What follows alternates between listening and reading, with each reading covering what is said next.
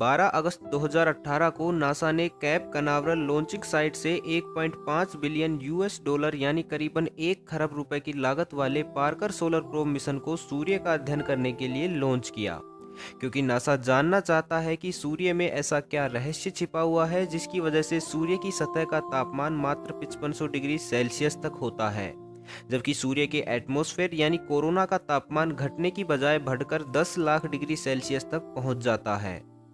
आज Parker solar probe को launch किए हुए 5 महीनों का समय बीत चुका है, लेकिन इतने लंबे समय अंतराल के बाद पार्कर सोलर प्रोब वर्तमान समय में कहां है और क्या इस लंबे समय अंतराल के दौरान पार्कर सोलर प्रोब ने कोई खास उपलब्धि हासिल की है, जानेंगे आज के इस खास एपिसोड में। और अगर आप पार्कर सोलर प्रोब की पूरी डिटेल जानना चाहते हैं तो आप हमारा ये वाला वीडियो देखना ना भूलें। स्वागत है आप सभी का रहस्य टीवी में और मैं हूं कुलदीप। तो चलिए शुरू करते हैं। पार्कर सोलर प्रोब की उपलब्धियों को जानने से पहले मैं आपके उस सवाल का जवाब देना चाहूंगा जो मुझसे सबसे अधिक बार पूछा गया है कि आखिर Parker solar probe 10 lakh degree Celsius तापमान पर सरवाइव कैसे कर पाएगा।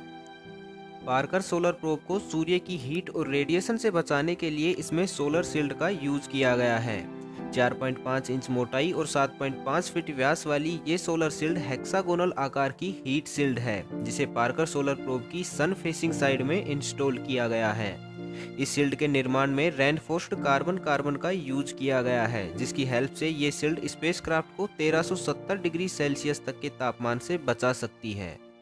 स्पेसक्राफ्ट के मेन सिस्टम और साइंटिफिक इंस्ट्रूमेंट स्पेसक्राफ्ट के सेंटर में मौजूद हैं, जबकि बाहर पूरी तरह से इसे सोलर शील्ड से कवर किया गया है। इसके अलावा स्पेसक्राफ्ट का जो हिस्सा सूर्य की तरफ रहेगा उस पर एल्यूमिनियम ऑक्साइड की मदद से सफेद रिफ्लेक्टिव परत बनाई गई है, जो सूर्य से आने वाले अधिकांश हीट को रिफ्लेक्ट कर देगी, जिसकी वजह से सोलर शील्ड तक केवल 1370 डिग्री सेल्सियस तक का ही तापमान पहुंच पाएगा।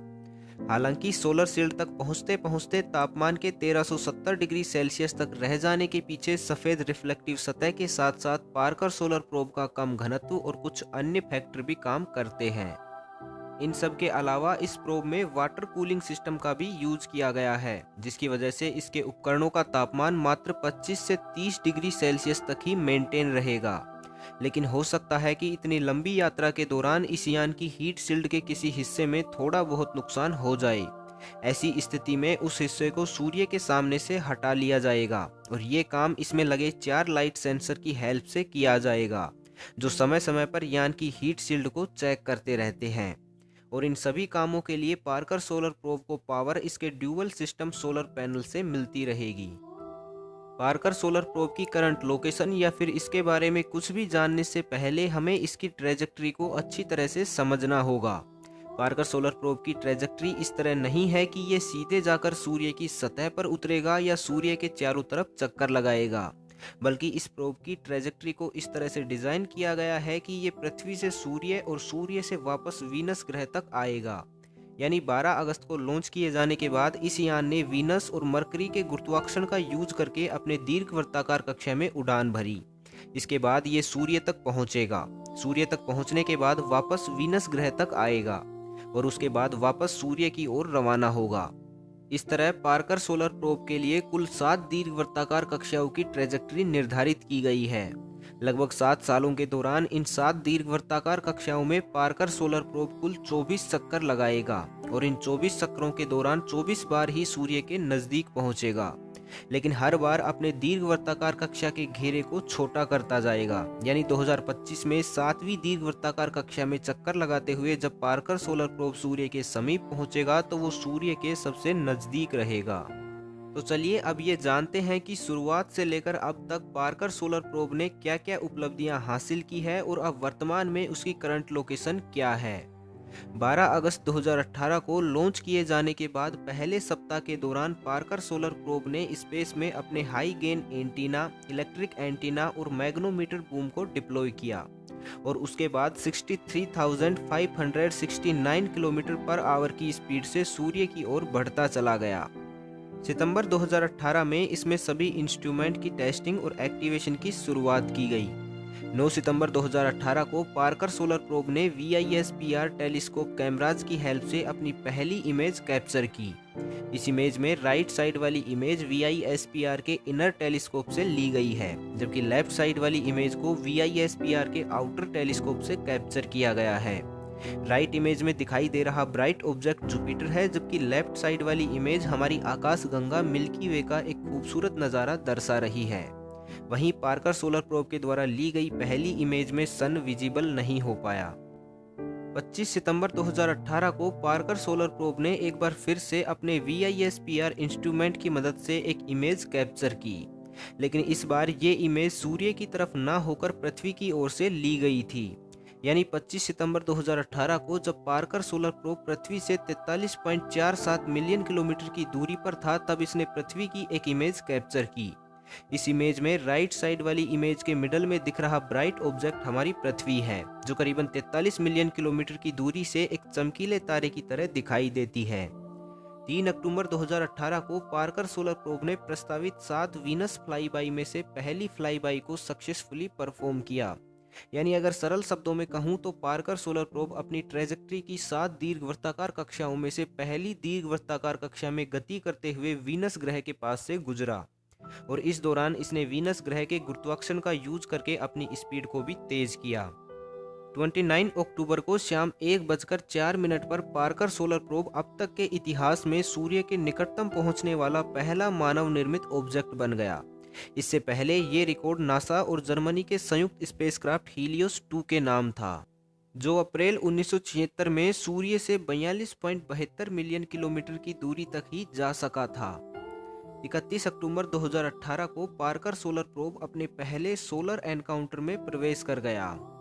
पार्कर सोलर प्रोब अपने प्रत्येक दीर्घवृत्ताकार कक्षा में सूर्य से 0.25 एस्ट्रोनॉमिकल यूनिट दूरी तक ठीक तरह से काम करता है, लेकिन जैसे ही ये सूर्य के निकट यानी 0.25 AU के रेडियस में एंटर करेगा तो सूर्य के हाई टेम्परेचर और हाई चार्ज्ड पार्टिकल की वजह से इसका मिशन कंट्रोल टीम के साथ संपर्क टूट जाता है। इस अवधि में ये यान ऑटोनोमस मोड पर रहकर अपना काम पूरा करेगा। ये अवधि इसके पहले ऑर्बिट के लिए 11.6 दिनों की होगी, जबकि अंतिम ऑर्बिट में 9.6 दिनों तक पहुंच जाएगी। पार्कर सोलर प्रोब से संपर्क स्थापित न होने के इस समय अंतराल को सोलर एनकाउंटर के नाम से जाना जाता है। 31 अक्टूबर 2018 को पार्कर सोलर प्रोब अपने पहले सोलर एनकाउंटर में प्रवेश कर गया था। इसी सोलर एनकाउंटर के दौरान 6 नवंबर को पार्कर सोलर प्रोब अपनी पहली दीर्घवृत्ताकार कक्षा में सूर्य के सबसे निकटतम पहुंचा। 6 नवंबर को पार्कर सोलर प्रोब सूर्य से 24 मिलियन किलोमीटर की दूरी पर था। यानी 6 नवंबर 2018 को पार्कर सोलर प्रोब ने अपनी पहली दीर्घवृत्ताकार कक्षा की फर्स्ट क्लोजेस्ट अप्रोच संपन्न की। इस क्लोजेस्ट अप्रोच को पेरिहीलियन के नाम से जाना जाता है। अपनी फर्स्ट क्लोजेस्ट अप्रोच के दौरान ये यान 3,43,112 किलोमीटर पर ओवर की स्पीड से गति कर रहा था।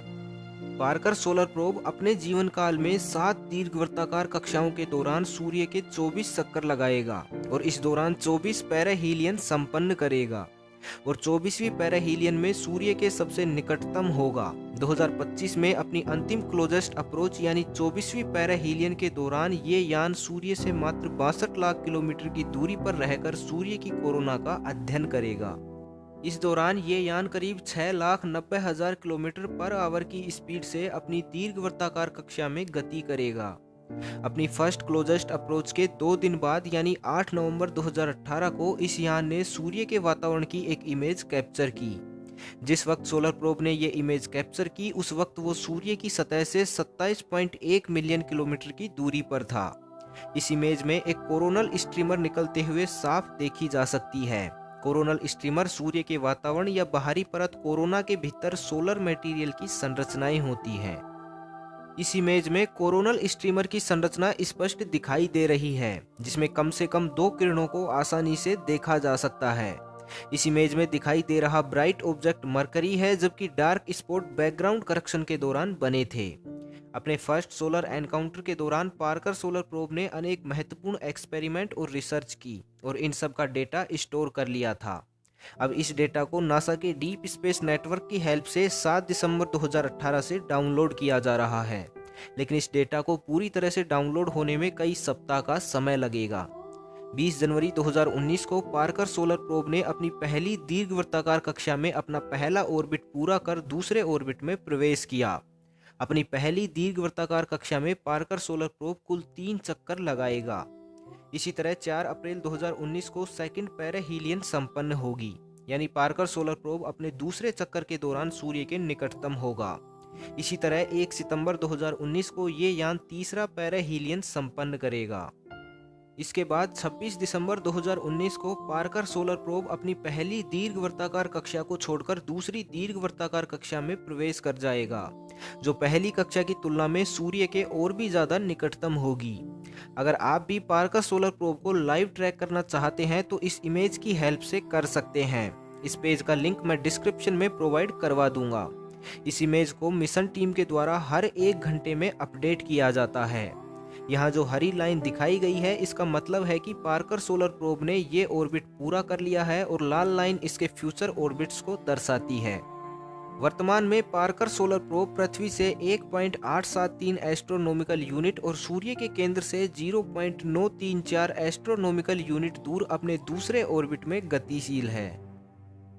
तो बस आज के लिए इतना ही। मिलते हैं अगले शनिवार को शाम 6 बजे एक नए रहस्य के साथ। तब तक के लिए खुश रहें, मस्त रहें, हंसते रहें। भगवान करे आप सभी का दिन शुभ हो।